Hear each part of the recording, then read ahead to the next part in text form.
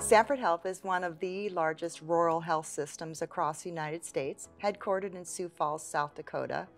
The work that we've been able to accomplish with preference card optimization actually occurred in our Sanford Fargo location. We first met the Texas team in 2013-2014, and when we agreed to a partnership, we spent the better part of a year collaborating on architectural design to develop a perioperative point-of-use inventory management application.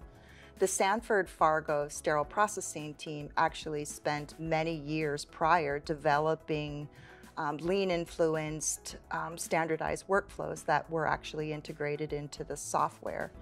We implemented our go-live pilot on February 2nd, 2015, on Groundhog's Day, which the irony of that continues to play out today.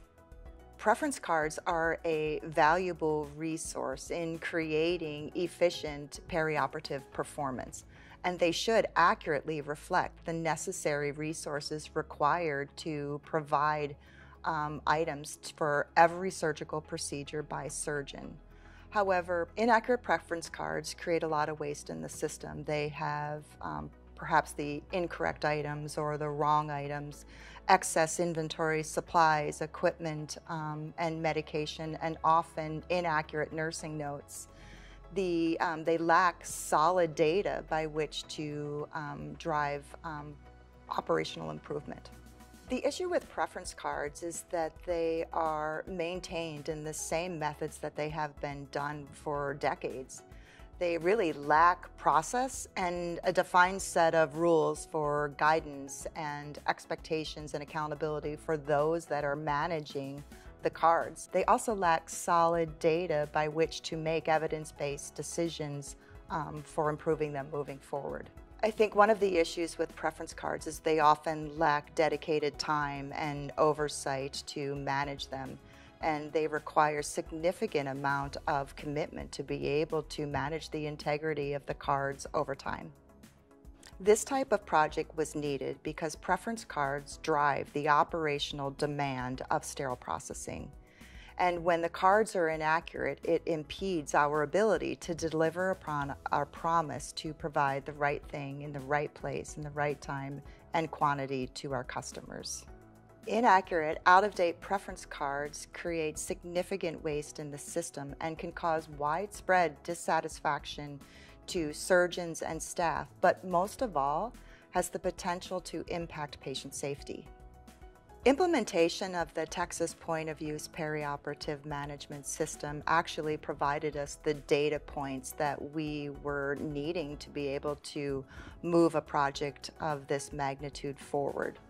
And once we had meaningful data in hand and understood the vast amount of financial waste and operational inefficiency and impact to the patient, it was absolutely impossible to unknow what we knew. We were faced with a choice. We could do nothing, or we could leverage the analytics and strategize ways by which to build a project to eliminate waste within the system. When we started our project, we decided we wanted to start with a surgery type that was routine and that was done frequently. So because we were at our orthopedic surgery center, we chose arthroscopies.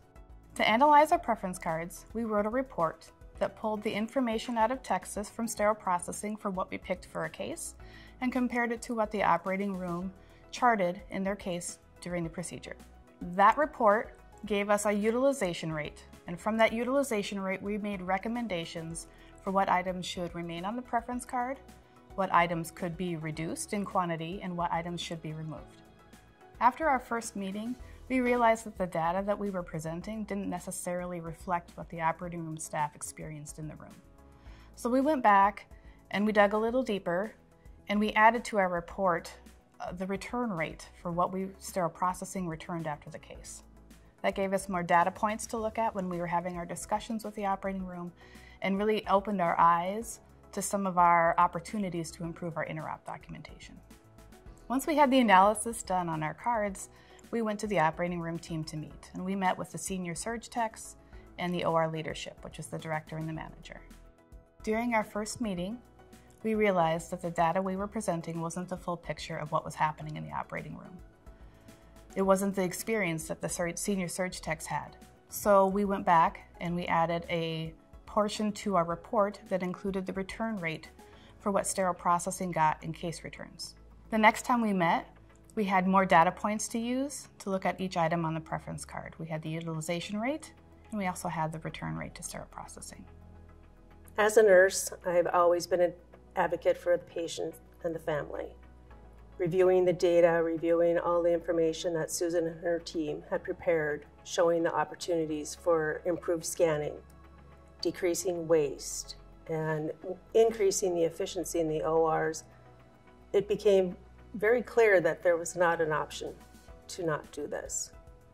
The good thing about not being an OR nurse was that I had the outside perspective to see that we could do better in the OR, that we didn't need to continue a status quo, that we need to look at really the data, the efficiencies. We need to apply that to the OR and do what was right.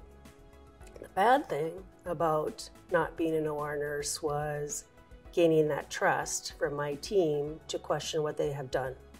They own those preference cards. They trust those preference cards because of their experiences, good and bad, and I was going to upset that apple cart.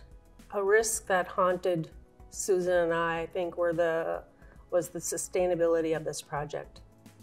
We had gone through so much emotionally and so much work gaining that data that we were afraid that the work could be for naught. We had gone through Big Bang. We had gone through the failure of Big Bang.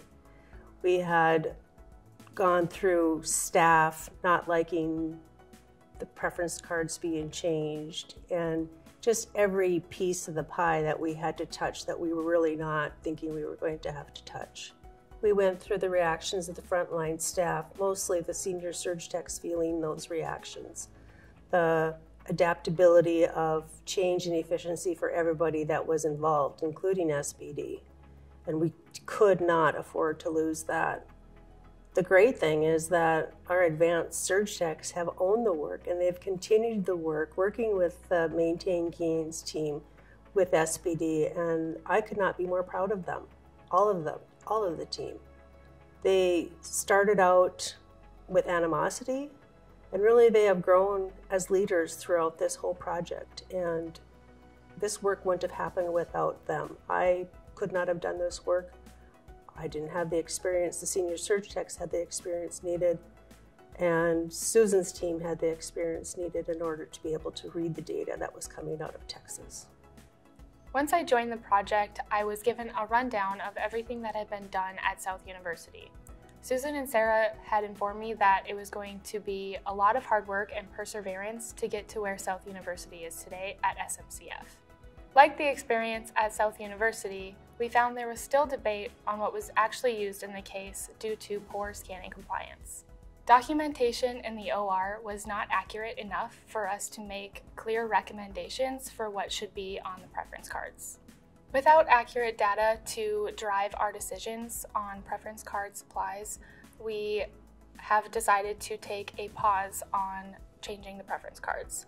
So to combat this problem that we are facing, we are developing education to deliver to the OR on scanning and patient charting. Most OR staff have no idea the impact scanning one item has on not only our Maintain Gains data, but also patient charting and patient charging. Although patient charging and patient charting was not at the forefront of our minds when we began the Maintain Gains project, the green sheets brought to light a problem we never knew existed and we could never ignore. Another difference between SMCF and South University is that there are multiple specialties across 2 different floors and inpatient areas throughout the hospital. SPD has to cater to all of those areas efficiently, which we do by utilizing secondary PAR locations. The problem this holds is that staff want high-use items in every location, thinking that it's easier to find. However, this management of inventory is less efficient and leads to searching every location prior to calling SPD. If items are in one reliable location, we can decrease stock on hand, increase productivity in SPD, and increase space for other high-use items in our secondary PAR locations. We had many success stories as an outcome to the project. We were able to review and improve over 600 preference cards. We developed decision criteria for all inventory locations to be able to eliminate redundancy and overlap of products and create a reliable and repeatable system. We standardized room stock locations and created a lean-influenced visual management system for replenishment, which significantly reduced the burden of work for the sterile processing team. Through all of the different facets of the work that we were able to accomplish, we recognized significant cost savings, reduction in burden of work for the teams, increased productivity and efficiency across the operative setting.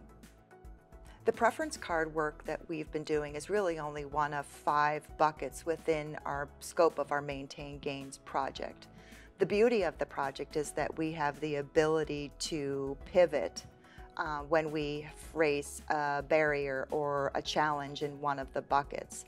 We can move to another and have fresh eyes on that project.